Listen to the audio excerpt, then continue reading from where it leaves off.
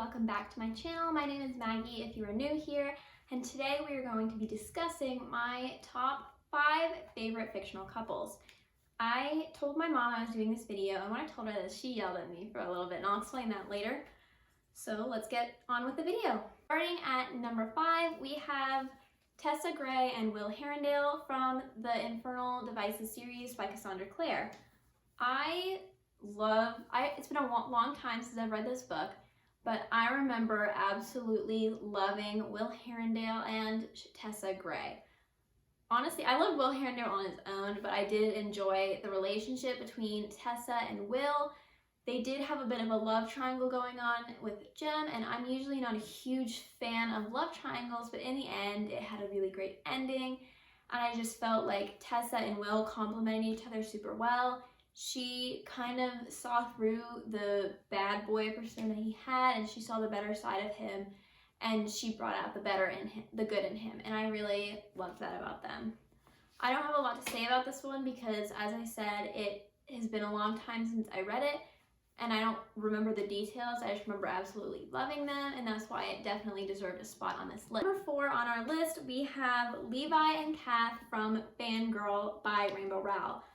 This honestly deserves a bit of a higher spot because I do love them so much. I have always related a lot to Kath, especially since I'm about to start my freshman year of college, and I've kind of related to Kath in the way that she prefers the fictional world and the world inside her head to the real world, and it's about her coming to terms with that, like living in the real world and being on her own in college for the first time, and Levi kind of helping her along the way. And one of the best things about the relationship is when when Levi showed he liked her, it was the little things that he did, like walking her home from the library at night so nothing happened, and always being there for her when she needed to check on her family and she needed like a ride or something like that. He was always there for her when it counted, and I appreciated that. And they were just such a pure, wholesome, and honest couple, and I loved them so much. Coming at number 3 on my list, I have Jamie Fraser and Claire Beecham/Randall/Fraser from Outlander. This is the one that my mom yelled at me for because she thinks that this should be number 1. When I first read this book and saw the show, it was at her recommendation, and it's a phenomenal book. That is totally for sure. And one thing she pointed out, this used to be lower on my list, but after she pointed this out, I did take it into consideration, and that's the fact that not only did Claire and Jamie complement each other super well, and they're both really great characters, but also their love triumphed and traveled over time. They legitimately fought against time in order to be with each other, and I always really appreciate that. That's just a love you can't compare to. They're so great, they complement each other so well, and if you haven't read the book or watched the show on Stars, I highly recommend it. They are, I don't even know how to describe it, they're just a really great couple, and definitely one of my favorites. To the top 2 on my list, and coming in as runner-up on my favorite fictional couples is Audrey Rose and Thomas from the Stalking Jack the Ripper series.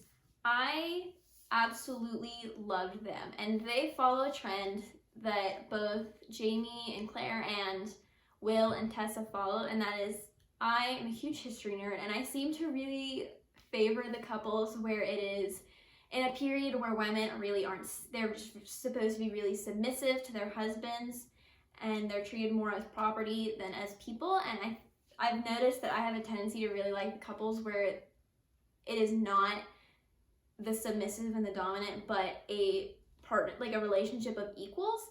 And that definitely comes in with Stalking Jack the Ripper, and I find it so romantic that first you have Audrey Rose, who she's from an aristocratic family. She's expected to marry well, and she knows that marrying well, she's not going to be able to pursue her passion of forensic science, and she's probably not going to be treated the way she thinks, she not just thinks, the way she knows she deserves, because she does not see herself as being less than a man, and she is unwilling to let other people see her as less than a man. And then you meet Thomas Cresswell, who he had a lot of struggles with his family, and he wasn't even sure if he believed in love. And then he met Audrey Rose, and no one can convince me that their uncle did not set them up on, that her uncle didn't set them up on purpose. But their relationship really showed that they were meant to be. And I think it was also really important to Thomas that he also knew he was expected to marry well. And I think he knew that he was not going to be happy in a marriage where he was, one, not intellectual, like he needed someone on the same intellectual level as him. And he knew that he didn't want to be in a marriage where he was, like, he wanted a marriage of equals. And him and Audrey Rose were just so worked so well together. They were definitely meant to be. The fact that they both found their happy ending with each other, they were able to continue pursuing their career, not just as separate people, but it was something they could bond over, and then they could further their careers together. Finally, come to my #1 favorite fictional couple, and that is Percy Jackson and Annabeth Chase from the Percy Jackson and Heroes of Olympus series.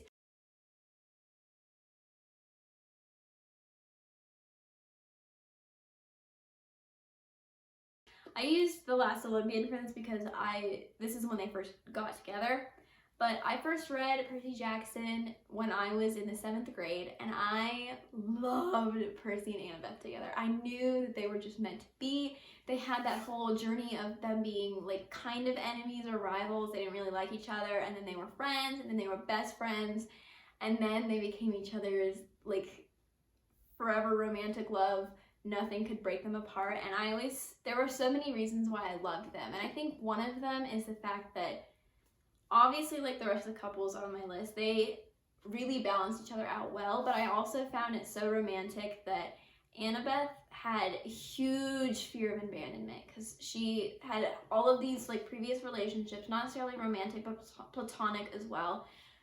She felt like nobody ever stuck around because Luke joined Kronos, her dad and her had a really rough relationship. Talia joined the Hunters, but Percy was the one who stayed by her side, and she was just really worried that one of these days he was gonna leave. And over this course of the series, you can see the build up to them really liking each other but skirting around telling each other, which is so frustrating as a reader because you're just waiting, and everyone at Camp Half-Blood was just waiting for them to get together. But not only, I don't know how to say this without spoiling it, but he, at the end of the Heroes of Olympus, at the end of The Last Olympian, he does something and he turns down an offer for her, and that was really her, like the way it was affirmed to her that he was not going to leave her. He was in it for the long run, and they were going to be there for each other. And even after they're later separated by a force that, once again, I'm not going to spoil, he loses his memory, and the one thing he remembers is her. And also in Heroes of Olympus, there is a challenge that she ends up getting pulled into, and he has a hard time letting her do it alone. And then he gets literally dragged into hell, and she gets dragged into hell, and he is unwilling to let her go. He's unwilling to let her take that herself, and he goes with her. And I just think that they are an incredible couple. I'm sorry that my AC just kicked on. I know it's probably really loud, but I think they're a great couple, and I will admit, I must confess that I do not plan on reading any of the other series after Heroes of Olympus, like the Trials of Apollo, because after reading both the Percy Jackson series and the Heroes of Olympus series, I just want them to have their happy ending. And I'm scared that if I read Trials of Apollo, none of the 7's gonna get their happy ending that they really have earned. So I'm too scared to read it, so I probably won't ever do it. I want them to like continue having that happy ending, and I'm gonna let it end the way I want it to in my head. So I will link all of those books, both the Goodreads link and the Amazon link, but down below in case you're interested in reading any of them. I highly recommend all of them. They're some of my favorite series and books. If you enjoyed my video, give it a thumbs up, subscribe for more like this, and have a great day.